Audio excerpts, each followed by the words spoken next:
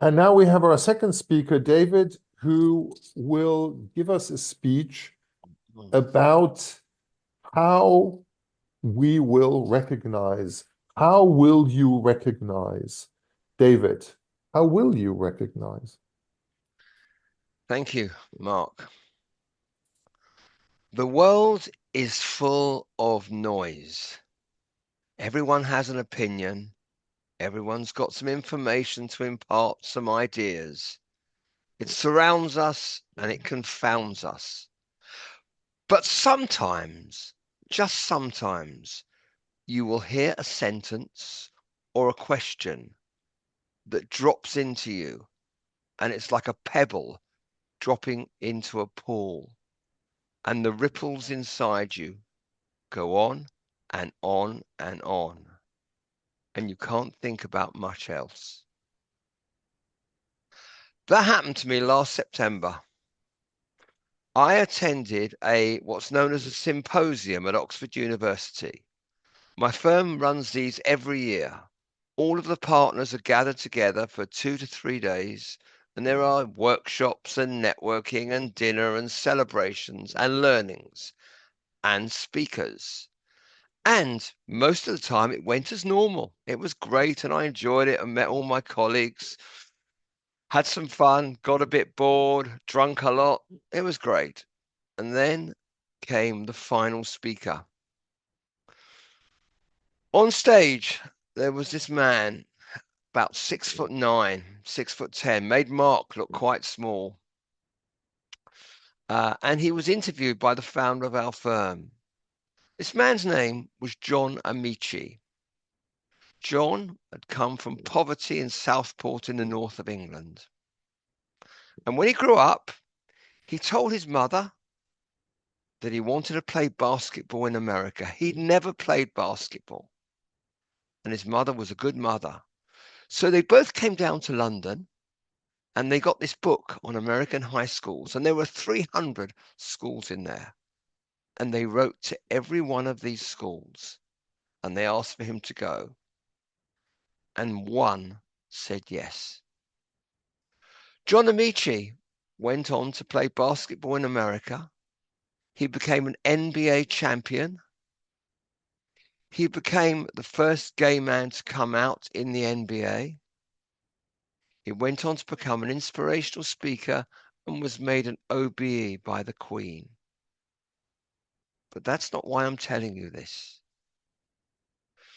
Why I'm telling you this is what his mother said to him just before he left. As he was going out the door, he looked back and his mother said to him, "When you go to America, how will you recognize your soul in the dark?"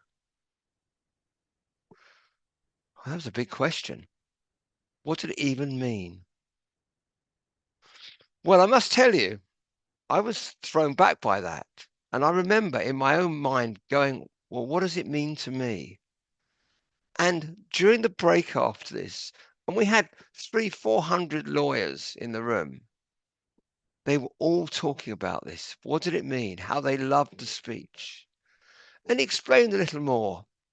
It meant, how will you recognize your soul in the dark means, how will you recognize yourself when everything else is gone? Everything else you've achieved, everything you've lost, all your relationships are gone, everything you know, just you, the inner essence that is you. How will you recognize yourself?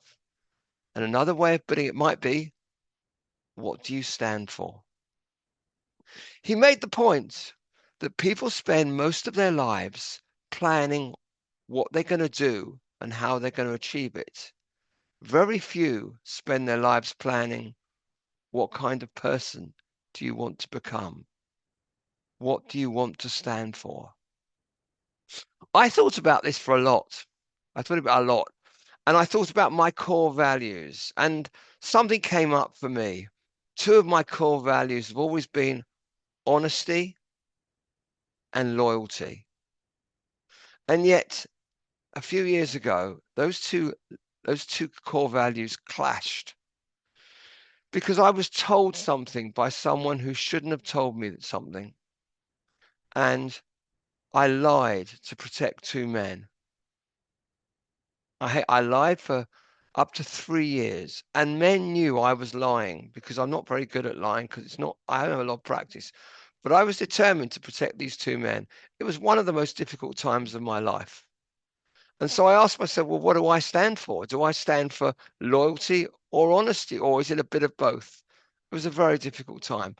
And the question stayed with me. And we talked about it, all the lawyers. It was an interesting, you think a group of cynical lawyers, but actually we talked about it a lot. And I thought about it and I thought, well, what am I going to do with this? Well, this last weekend, I hosted a residential weekend for a group of men over the age of 50. Part of an organization. I've been a personal development organization for over 25 years. And the weekend was called, How Will You Recognize Your Soul in the Dark? And of course, men were saying, what does that mean? And I'm just saying, wait till the process. And I led that main process. And these men, they didn't know what to do with it at first. They talked about what they'd achieved or what they'd lost, but we had to hone it down and hone it down and hone it down and talk about who they were. At first, you got a kind of Miss World answers. Oh, I stand for peace in the world. But that really wasn't about it. And then you've got men saying, I stand against racism. And then, well, how do you stand against racism? Well, if anyone's racist, I always stand against them. Did you do that last time? Well, no, I didn't actually. I just stayed quiet. And it was a really, really, really interesting exercise because at the end of the weekend, we had, by all accounts, the best weekend of its type we've ever run. And men found that they had a lot of commonality about what they believed. And anything about race or status or all the things that you might think would be important just dropped away. Men talked about what they believed in, what they stood for, how they would recognize their soul in the dark. So maybe, my friends, and I can see the red lights come up. When you've got a minute or two and you're not working, you're not thinking about what you're going to do next, maybe you take a minute to think how you would recognize your soul in the dark. Thank you. Thank you much, David. Let me stop the recording.